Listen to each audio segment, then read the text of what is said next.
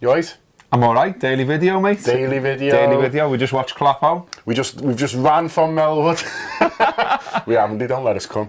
Won't let us. No. You need a big mad pass, and we're not allowed the big mad pass. I think you should all petition Liverpool Football Club and the Premier League and say, let the Anfield rap lads in. They're alright, you know. We need Gibbo's tweets. Yeah, we need Gibbo's funny tweets about like what Barrett's doing and what Glenn Price is doing and maybe something on Klopp and that. Nah. Well, you never know. He was good today, you know, Klopp. Yeah. I've seen a bit of it. He was quite feisty, wasn't he? He was on fire, yeah. He was Mike Hughes from Radio Merseyside. Got a bit of short shrift, is that the phrase, from Klopp. He just kept pushing him on, like, you know, like style of play and all this stuff. And he was like, I've just answered it, haven't I? Is my English that bad that, you know, you need to ask me the question again? I was like, go on. What I thought was interesting, I just did a quick write-up and we put it on our New Look website. Please do let us know what you think of that, by the way. Love to know your thoughts. So I've done a quick write-up because we've got a news section now, as well as the usual opinion, the podcast and all the rest of that little news section. So I did a little write-up based on his press conference. The standout thing for me as a Liverpool fan was that I thought he was pointing towards the fans again about Anfield. It was quite interesting. He was basically saying, reading between the lines a little bit on his quotes, that it's not always the most positive place if things aren't going to plan, especially against the poorer sides. Yeah, and he was almost arguing against the idea that everyone's saying, you know, Liverpool struggle against sides that park the bus, and he was basically saying, well, Chelsea did that, and he's saying, you know, in the Tottenham game when they didn't have the ball, it was hard to get through them because they were doing that, and he was basically saying, you know, they've scored. He was saying Liverpool have scored goals against sides that are doing that, and that almost shouldn't be, you know, it shouldn't turn into a thing. But it was the best bit, I thought, was where he was basically saying there isn't a problem with my players' attitudes. They're not going like, that's only Hull. He said they're putting it in whoever they play, and people shouldn't interpret it as you know, it's not happening. They're not trying, and he's basically saying don't get on the backs as much at Anfield, which I thought was really interesting. I mean, he didn't. If he'd have said that would have been. I guess it would have took it up to an even another level. But if you watch the press conference, that's essentially what he was saying. And he talked as well about how that's sort of having an impact on the players as well when that's happening. So he talked about people starting to shoot from, he actually said 45 yards. So you know what he's driving at, don't you? I mean, we've seen that at Anfield, haven't we? We get frustrated when we're not putting a team to bed early and stuff like that. But also as well, we're not trying to necessarily create the atmosphere that we would do against Chelsea, or say in terms of, you know, they're coming out and everyone's, you know, singing and getting all the songs going. There is a little bit of turning up and, you know, crossing the arms. Perhaps we do what he's talking about, where we just go, it's only Hull. Yeah, we cross our arms and go, well, nice few goals today, well, come on Reds, entertain me, rather than going, well, they need our help. But I thought he was really good on the game. I loved the line about the attitude of they've got our points and we want them. I think that's absolutely brilliant line. He wants them to be angry. Yeah, so they've got our points, give us our points. Yeah. And I think if we can all get have that attitude, players, fans, I think that's a really good way of kind of approaching a home game. Who we use with our points? Gives them. Gives them now. I mean, I think from our perspective as well, like Leicester was good, wasn't it, in terms of the atmosphere, and you know, all the lads who were up in the upper main stand and stuff like that in the new bit, they were saying it was rocking up there and stuff. I guess we've got to see that happen again, haven't we, before it becomes a thing. I mean, you know, there was a lot of talk on, as I say, the lads that we have on and stuff that are up there, that, you know, they were saying it was great. They were giving it, you know, it's better than the Cop now and all this. Of course, they're going to say that. But I mean, basically, like, that's just one game as a sample. We now need that to be the norm. We now need that to happen every time, don't we? And it'd be good if, I mean, it was easy to make the effort for the first game of the season when you haven't played there for a couple of months.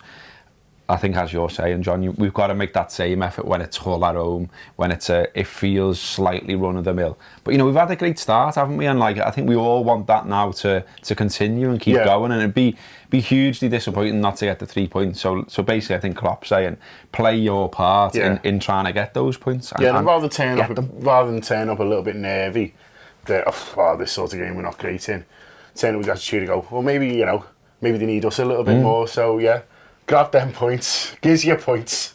He had a little bit of injury news as well. Go ahead. He said that Sturridge has had a little problem with his hip, but he's training today. He said he'll be in contention. And that was sort of all he said. That was one of the things that Mike Hughes got pulled on, because he just kept going. So, well, is he going to play? And he was like, I don't know. I'll see what he's like in training. And it was like, he wanted everyone wanted decisions about his lineup on Saturday, on Thursday, and he doesn't have to make them now. He can make them when he wants. And even if he has, he's not going to tell you. And he's not going to tell you. Well, that was another thing as well. He said Sturridge, Wijnaldum and Lallana all be in contention. Too early still for Joe Gomez, who's not training yet with the team. He's in training, but not with the team.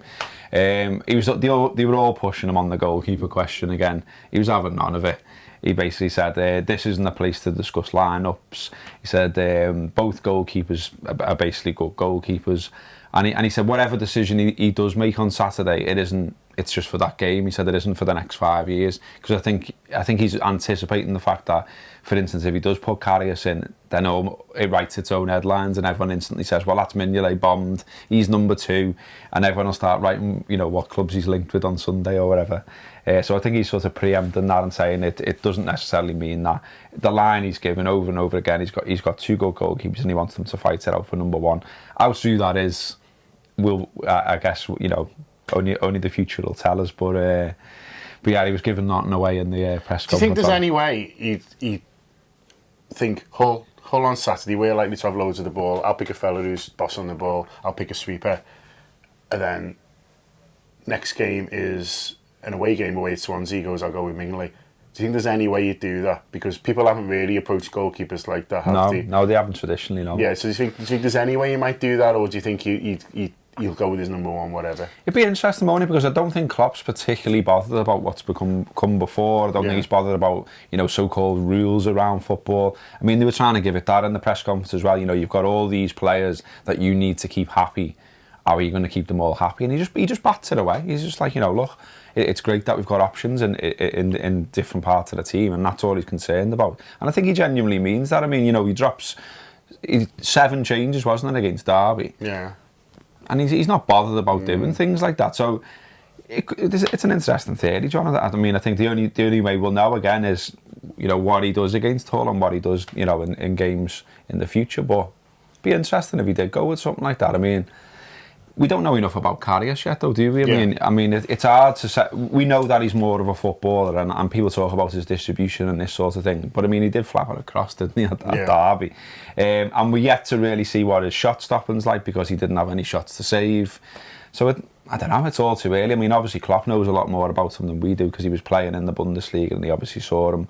And we've heard the nice reports from out there, but I think it's hard for us here now to give our opinion on it when we've seen literally 90 minutes in one of the easiest 90 minutes for Liverpool in some time. It was an absolute stroll against Derby, wasn't it? So yeah. The other thing I liked from the press conference was the thing on Klavan. He was asked about Klavan and he said, he rocked up at Augsburg and he sort of bollocked his backroom staff. Yeah, and he's like, how come they got him? Yeah. Who's this fella? Yeah. Because others didn't know about him. He's like, basically said I didn't need a defender at Dortmund, so we didn't sign him, but we did. And I think that's quite nice for Klavan to hear as well, because there's a bit of a narrative around when we bought him. It's like, they were just trying to get someone in. But so I think it's nice to Klopp to say, I've really liked him for ages, and just because I didn't try and buy him for Dortmund didn't mean I didn't rate him. I quite like that as a story, whether it's kind of true or not. But you can imagine him having to go with his scouts, can't you? So never told me about this fella. Yeah, I think he has to go with everyone. I think it's part of his makeup, Klopp, and I really like it. I mean,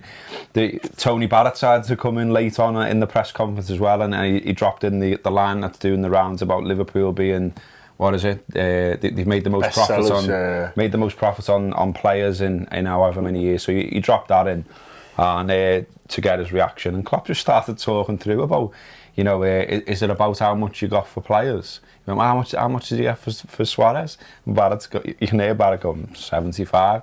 What about Sterling? 49. Only 49. And just having a chat with him in the press conference, and then he basically said Liverpool don't have to be a selling club, and then he said, but it's just all about the squad that you have, and that's all his concern seems to be. I mean, I know we all do the sums and then decide on whether we think the owners are ambitious or not. Plenty don't. All he seems concerned is literally who's at his disposal, who he's got there now to work with, and only him in the back room really know you know, who they did try and get and didn't get, and how serious they were about such a player and didn't get. I mean, you know, we're filling in the gaps, aren't we, there, I think. I mean, you could say that he could have gone and thrown loads of money at some player, but literally, if he just keeps saying, I didn't want these players, then I guess we've got to believe it and try and, like I say, we fill in the gaps. That's what fans do. That's what they've always done. That's what the papers do as well, to an extent. So, yeah. It's good. I feel like I've done a lot of talking there. You had a lot to cover, mate. I enjoyed it. I enjoyed listening. Hopefully you did as well. Anything else going on? Just want to say, these classic design mugs, we found another 30 of them, so we're going to sell them, and then they're gone. We're not making any more, so I'm going to put these on right now. So if you want one, you haven't got one yet, I'm going to put, there's about 30 left, well, and a few spares we need to keep. So yeah, your last chance, and then we're going to sell a few new designs because they're clogging up the studio. Yeah, the new designs are really good as well. They'll be, you know, you'll see them as time goes on, but you know, they're nice. And yeah, do, as I say again, just to get check out the new website. Check out the new website. Let us know what you think.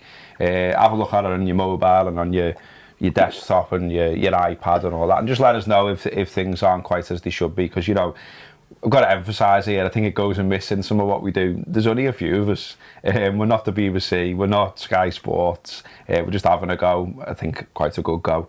And so, you know, sometimes it's harder for us to do things. It might take a little bit longer than the big boys. But we're having a go, and yeah, we'd love to know what you think of what we've done so far. Sounds nice one. Up the Reds.